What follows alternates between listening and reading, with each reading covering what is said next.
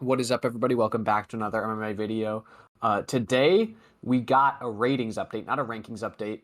We used to be doing these things on Tuesdays, but because it feels like everybody uploads picks for the next card on Tuesdays, we got to start doing them on Mondays. So we're going to start doing them on Mondays. They're just going to be ratings updates. What I mean by ratings, what you see in the thumbnail, is the overall ratings from our spreadsheet. The spreadsheet is linked in the description. It's linked in the channel description and every video description. Go check it out. Basically, what it is it has um overalls for fighters that we rate akin to Madden or FIFA, and it has pretty much every important fighter. Of course, there's some fighters we miss, and that's where the new additions section of this video comes in. But yeah, we have pretty much every important fighter from flyweight to light heavyweight. So just go look at the spreadsheet. You can use it as a guide to the videos, and that's what this video is about. It's about the updates from UFC Des Moines. So yeah. Yeah, and for those who don't know, the reason we're not doing rankings updates is because the UFC releases their official rankings updates on Tuesdays. So since we have no access to that because that's coming out in the future, they won't be included, obviously. But also our personal subjective rankings on there, we might include those in the future in these videos because that's subjective. That doesn't need any like official channels to confirm or deny. But those will also be changed tomorrow if you want to keep updated on the spreadsheet. And yeah, like I said, it'll be in the spreadsheet. So on Tuesdays when the rankings come out, we go and we update everything. The overalls are already updated and stuff. So yeah, let's get into it. We're gonna start with our biggest riser, and we will get to all the big fighters. So we'll get to Corey Sandhagen and Bo Nickal. They're gonna be a little bit later in the video because we got some filler characters to talk about, but we will get to them. So just wait for that. But yeah, biggest riser, Reinier de Ritter. I think it's pretty self-explanatory. He proved himself. Like he proved that he is a significant level above Bo Nickal, which once again we will get to. But yeah, so +4 in the overall, and that's entirely in the striking, right? So you can see on the right hand of the screen there, those are his attribute overall: striking, grappling, and condition. The only thing I raised was his striking, but I raised it by 10 because that's how much I was like, whoa. And of course, Bo Nickal is not a great striker, but still, his striking looked great. That's all this raise is coming from, but it's a pretty sizable one, and his grappling stays high. It's actually that grappling stat is wrong. His grappling's at a 93, I Yeah, believe. I was gonna mention that I feel like Yeah, his grappling stat should be higher, and it actually is. So yes, I believe it. That is a mistake. So yeah, RDR, like I not much to say. We talked about him in the recap in the matchmaking video. The dude just looked great. I feel like he really showed the level of middleweight that he is. yeah, So no, yeah. I love seeing a fighter who can utilize his pressure in a way, in like such an effective way, and then actually get a finish utilizing that pressure, both in Mm. grappling and in striking now, which is super cool. Um, I hate when a fighter is like a pressure wrestler, pressure whatever, and they just never get a finish or do anything entertaining. Reiner de Ritter is not one of those guys. He keeps going at you unless you're Malakan, and he finishes you. It's been sick to see in the UFC so far. But yeah, Yeah. +4, good striking. Finally, that GM3 fight was rough. Oh my god, but it was funny, so it's worth it. All right, let's get on to. And so we start on the big positive, then we go to the big negative. Our biggest loser, sadly, it is Davison Figueiredo. As you see, all of those attributes are in red. Everything was dropping. The condition, obviously, because of the injury, that's pretty self-explanatory. It was never And crazy high because yeah, he's always had sus cardio, but and what were age, you saying? like And and age, exactly. And like he'll be out for a year. The grappling, what just pretty self-explanatory. The grappling IQ was not there. The urgency was not there. Just nothing was really there in the grappling and the striking too. He threw a couple leg kicks and nothing else. I mean, of course it was almost entirely on the ground, but Corey did outstrike him 52-6, right? So pretty much just an overall massive drop from Figgy. Sadly, it looks like this is the beginning of the end, or truly the end of the career for Davison Figueiredo. I really mean, could be. it is that is a brutal injury at 37 years old at bantamweight. That's just guys don't really come back from that. We've seen what happens when guys have these brutal injuries at that age at bantamweight. It's TJ Dillashaw and Dominic Cruz. Dominic Cruz, who ends up just like being on and off if he's going to fight again, then retiring, and then TJ, who of course had that shoulder situation with Aljo. Like this is the sign of a guy whose career looks like it's over. So obviously he's still a 90 overall. I think he could still beat most bantamweights. But I had to take him out of that upper echelon. The 95 overall is a prestigious ranking. He's a former champion, incredible fighter, but I think he's starting to slip for sure. Yeah, just in the fight, for a guy who has such high level grappling, it was really weird for him. Like a guy his age with such high level grappling, it was weird for him to play that 50-50 with the legs. I think he should have known that his knee would pop in that position, and he just didn't. Like in all aspects, as you see, everything is dropped here. He looked worse. Striking, he had literally nothing. In the Yan fight, he was trading with Yan. He lost, of course, but he looked pretty good. In the Yan fight, he had something everywhere, actually. His cardio even looked pretty solid against Yan because he usually just he wilts a bit in those last few rounds. But this was just like awful in every way. I see people asking what was the game plan, and I have to agree. I don't know what he was trying to accomplish in there, with like how he came out. So yeah, I think -5 is fair. I do. He could possibly be lower, but like this is one loss, we don't really know. And also, like you got to give him a bit of respect for like how much he's done in his career and keep him at that 90 level. Um, you know, Exactly. And because he is a top his level his fighter. grappling his grappling is still at a 93. Like if you once again just go look at the spreadsheet, not many guys are this highly rated and not many guys have a 93 grappling. He's clearly still one of the best bantamweights in the world, but I feel like he's falling off and I feel like this is fair at this point. It's of course losing to Corey Sandhagen is not shameful. But like Song Yadong is a 90 overall. Jose Aldo's like a 90. He's a 91, right?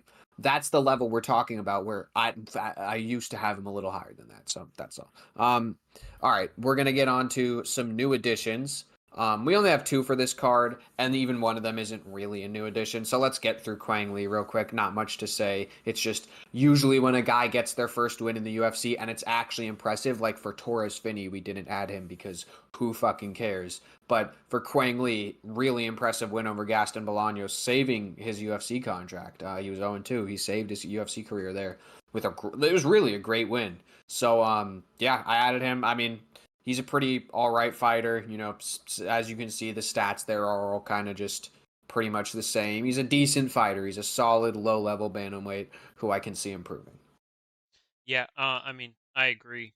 Gaston Bolaños is not a can, not the most high level win, but like it's good to see Quang Lee getting the win column there, like you said, save his contract. And yeah, I think he is just he's like a new generation guy. He's an all around MMA fighter.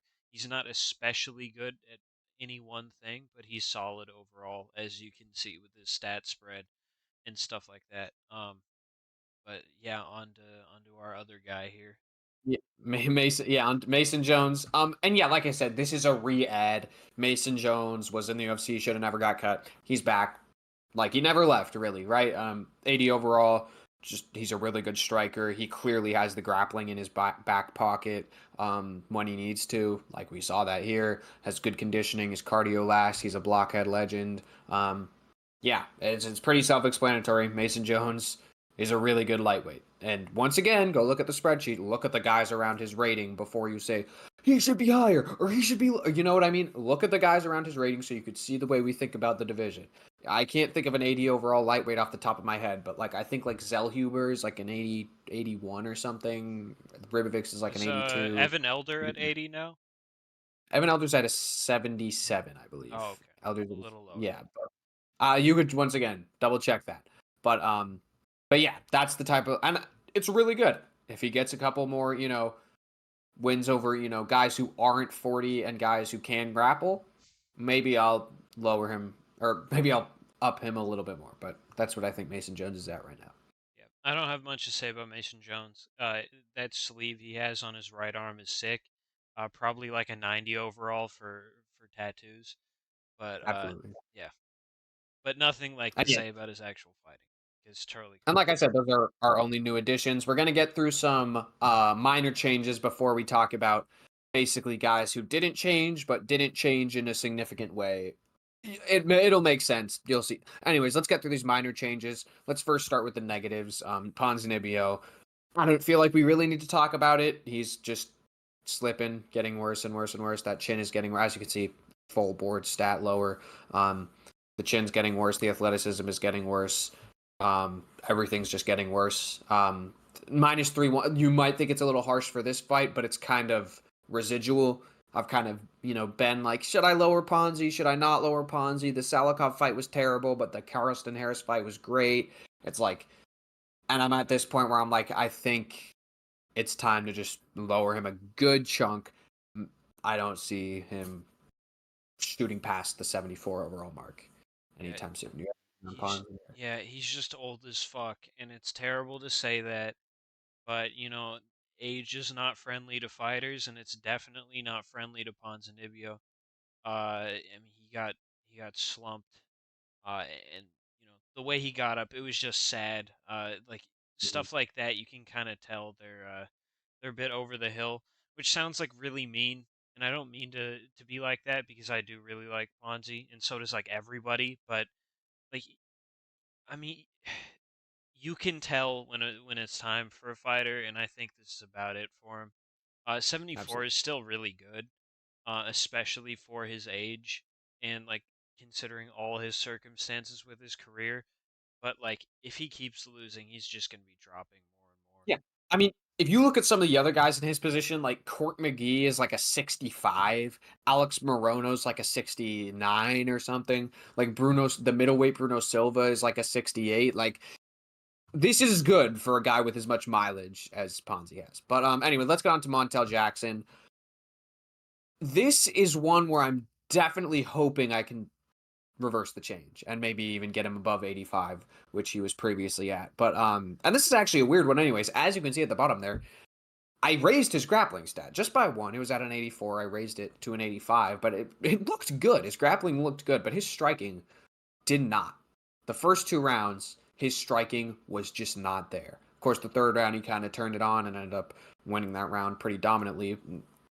Dominant is pretty clearly with some really good moments. But yeah, so I lowered his striking actually by 3. It was at an 87. I lowered it to an 84 because it just looks really bad against a Daniel Marcos who is simply not game. A Daniel Marcos who is simply not in the fight at all. You should be knocking that guy out. Really disappointing for Montel. It looks like the ring rust is definitely catching up to him. Once again, I really hope he can get back in there soon and put on another one of those Damon Blackshear type performances so I can raise him back to an 85 and hopefully higher. I hope he has a future in the sport, but just really bad showing.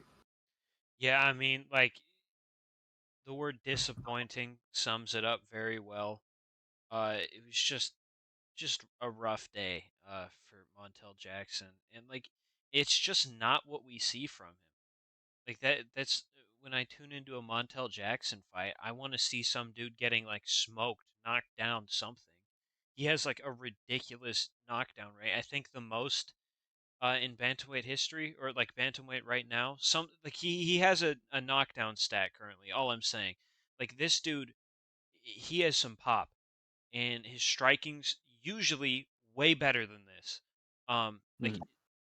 under normal circumstances, he looks like a top 10 guy. He looks like really good, but he just didn't here. Like simple as against a terrible opponent. Daniel Marcos, Yeah. of course, normally not that bad, but that Daniel Marcos, dog shit. Like not UFC Yeah. level. And I didn't touch Daniel Marcus's performance because this was clearly just a very uncharacteristic performance from him. But that version of Daniel Marcos was like a 70 overall bantamweight.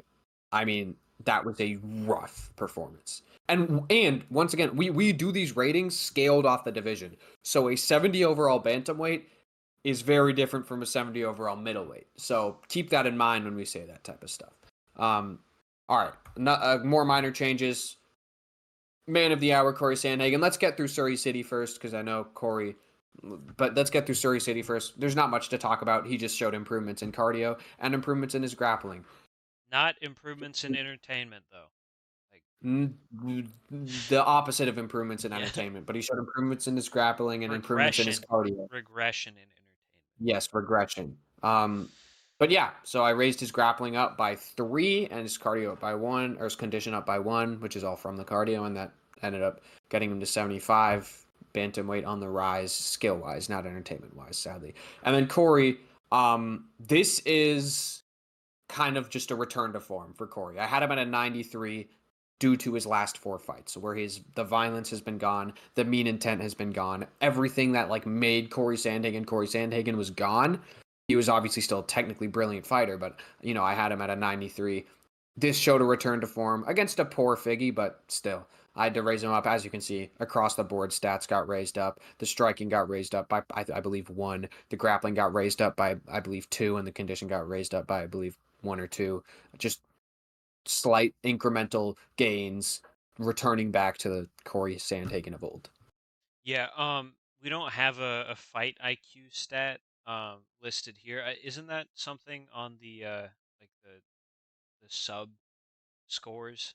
No, So I'm gonna add it yeah, eventually. I will. but That is but something we I'm don't gonna add. have fight IQ yet. But I do have to mention that like Corey Sandhagen, some of the highest fight IQ in the UFC, and he definitely showed that here. Like everything Figgy did, he responded to perfectly. So not only is a bit of that violence back, that he lost, like he is just along with that violence so smart when he fights, and he really does look like a 95 overall. That guy, I don't think he's beating Marab, but he could definitely like beat O'Malley, some of those other top guys, just stylistically.